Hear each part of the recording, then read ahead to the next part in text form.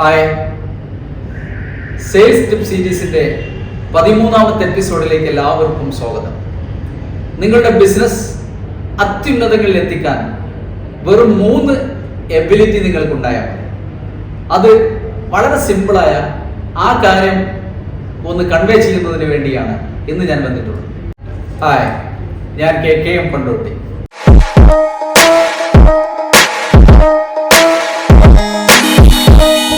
ഇന്ന് നമ്മൾ ചർച്ച ചെയ്യുന്നത് നിങ്ങളുടെ കച്ചവടം മെച്ചപ്പെടുത്തുന്നതിന് ആവശ്യമായ വെറും സിമ്പിൾ ആയിട്ടുള്ള 3 എബിലിറ്റിയെ കുറിച്ചാണ്.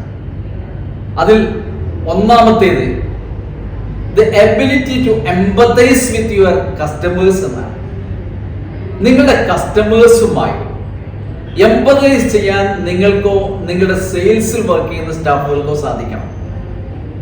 എന്ന് പറയുമ്പോൾ നിങ്ങളെ തേടി വരുന്ന കസ്റ്റമേഴ്സ് അവരെന്താണോ ആഗ്രഹിക്കുന്നത് അത് അവരുടെ സ്ഥാനത്ത് നിന്ന് ചിന്തിച്ചുകൊണ്ട്, അവരെ പരിഗണിച്ചുകൊണ്ട്, അവരുടെ സാമ്പത്തിക ഭദ്രത അടക്കമുള്ള കാര്യങ്ങൾ ഉൾക്കൊണ്ടുകൊണ്ട്, അവരുടെ സ്ഥാനത്ത് നിന്ന് ചിന്തിച്ചുകൊണ്ട് അവരെ സെർവ് ചെയ്യാൻ നിങ്ങൾക്ക് പറ്റുമെങ്കിൽ, അവർക്ക് ആവശ്യമുള്ള സാധനം അവർക്ക് നൽകാൻ നിങ്ങൾക്ക് സാധിക്കുമെങ്കിൽ തീർച്ചയായും നിങ്ങളുടെ കച്ചവടം, നിങ്ങളുടെ ബിസിനസ്, നിങ്ങളുടെ സെയിൽസ് വർദ്ധിക്കും. കാരണം ആ വ്യക്തി, ആ കസ്റ്റമർ മനസ്സിലാക്കുന്നു അദ്ദേഹം എനിക്ക് വേണ്ടി എന്റെ സ്ഥാനത്ത് നിന്ന് ചിന്തിക്കുകയും എന്റെ എല്ലാ പരാധീനതകളും പരിഗണിച്ചുകൊണ്ട് അദ്ദേഹം എനിക്ക് ആവശ്യമുള്ള പ്രൊഡക്റ്റ് തരേണ്ട രീതിയിൽ തന്നു എന്നും തനിക്ക് കൃത്യമായി ലഭിക്കേണ്ട സാധനം തന്നെ ലഭിച്ചു എന്ന്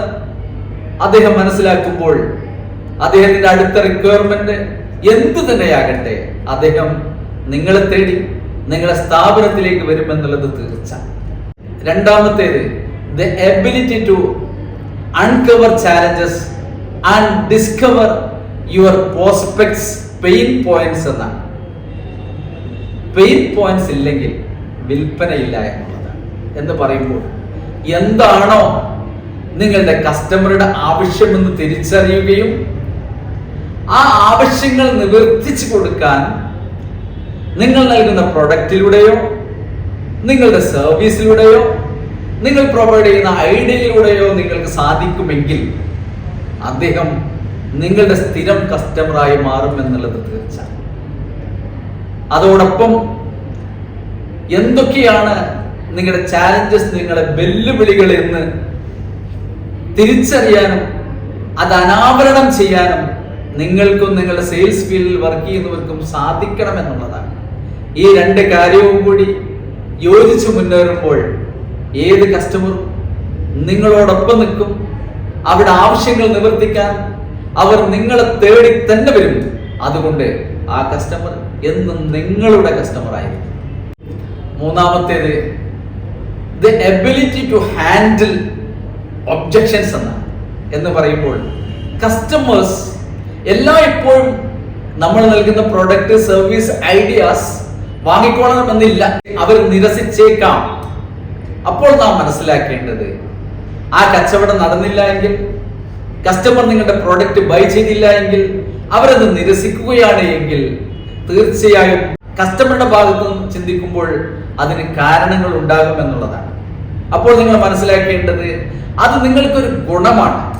എന്ന് പറയുമ്പോൾ എന്തൊക്കെയാണ് നിങ്ങളുടെ സ്ഥാപനത്തിന്റെ, അതല്ലെങ്കിൽ നിങ്ങൾ കൊടുക്കുന്ന സർവീസിന്റെ, നിങ്ങൾ ആ വിൽപ്പന നടത്തുന്ന പ്രൊസീജിയറിലെ, അല്ലെങ്കിൽ നിങ്ങളുടെ പ്രൊഡക്റ്റിനെ എന്തൊക്കെയാണ് പോരായ്മ, അതല്ലെങ്കിൽ എന്താണ് ഈ കസ്റ്റമർ ഇത് നിരസിക്കാനുള്ള കാര്യം എന്നാണ് നിങ്ങൾ കണ്ടെത്തേണ്ടത്. അത് കണ്ടെത്തി കഴിഞ്ഞാൽ നിങ്ങൾ പകുതി വിജയിച്ചു എന്നാണ്. പിന്നീട് നിങ്ങൾ ചെയ്യേണ്ടത്, ഒരു ഡോക്ടർ രോഗം കണ്ടെത്തിയാൽ എങ്ങനെയാണോ അതിന് മരുന്ന് നൽകുന്നത് എന്നതുപോലെ നിങ്ങൾ കണ്ടെത്തിയ പ്രോബ്ലംസ് കൃത്യമായി ചികിത്സിച്ച് അത് പരിഹരിക്കുക എന്നുള്ളതാണ്. എന്ന് പറഞ്ഞാൽ നിങ്ങൾ ആ രോഗം കണ്ടെത്തുകയും അതിന് പരിഹാരം ഉണ്ടാക്കുകയും അത് മാറ്റിയെടുക്കാനും നിങ്ങൾക്ക് സാധിക്കുകയാണ് എങ്കിൽ നിങ്ങൾ ആ ബിസിനസ്സിൽ അത്യുന്നതിയിലെത്തും, യാതൊരു സംശയവുമില്ല. അതുകൊണ്ട് ഏതൊരു കസ്റ്റമർ ആകട്ടെ, നിങ്ങളുടെ പ്രോഡക്റ്റ്, സർവീസ്, നിങ്ങളുടെ ഐഡിയ നിരസിക്കുമ്പോൾ നിങ്ങളുടെ അവിടെ നിരുത്സാഹപ്പെടാൻ പാടില്ല. പകരം നിങ്ങൾ അതിൽ നിന്നൊരു തിരിച്ചറിവുണ്ടാക്കി എന്താണ് ആ കസ്റ്റമർ നിങ്ങളുടെ പ്രൊഡക്റ്റ് നിരസിക്കാനുള്ള കാരണമെന്ന് കണ്ടെത്തുകയും ആ കാരണം കണ്ടെത്തി കഴിഞ്ഞാൽ ഒരു ഡോക്ടർ രോഗം കണ്ടെത്തിയാൽ ഏത് രീതിയിലാണോ മരുന്ന് നിർദ്ദേശിക്കുന്നത് അതുപോലെ അതിനാവശ്യമായ മരുന്ന് നിർദ്ദേശിച്ചുകൊണ്ട് ആ പ്രശ്നം നിങ്ങൾ പരിഹരിച്ച് മുന്നേറുകയും ചെയ്യുമ്പോൾ നിങ്ങളുടെ ആ ബിസിനസ്സിൽ നിങ്ങൾ അത്യുന്നതിയിലെത്തും, നിങ്ങളുടെ വിൽപ്പന വർദ്ധിക്കും, നിങ്ങളുടെ ഏർണിങ്സ് കൂടും എന്നുള്ളതിൽ യാതൊരു സംശയവുമില്ല. അതുകൊണ്ട് ഈ 3 കാര്യങ്ങൾ നിങ്ങളുടെ ബിസിനസ്സിൽ നടപ്പിലാക്കിയാൽ നിങ്ങൾ വിജയിക്കും, അത് തീർച്ച. നിങ്ങൾക്ക് ബിസിനസ്സിൽ നല്ലൊരു ഭാവി ഉണ്ടാകട്ടെ എന്ന് നേരുന്നു. ഈ വീഡിയോ നിങ്ങൾക്ക് ഇഷ്ടപ്പെട്ടു എങ്കിൽ നിങ്ങൾ ഷെയർ ചെയ്യുക, ലൈക്ക് ചെയ്യുക. അതുപോലെ ഞങ്ങളുടെ വല്ല സഹായവും പിന്തുണയും നിങ്ങൾക്ക് ആവശ്യമാണ് എങ്കിൽ ഞങ്ങളുമായി ബന്ധപ്പെടാവുന്നതാണ്. Thank you very much.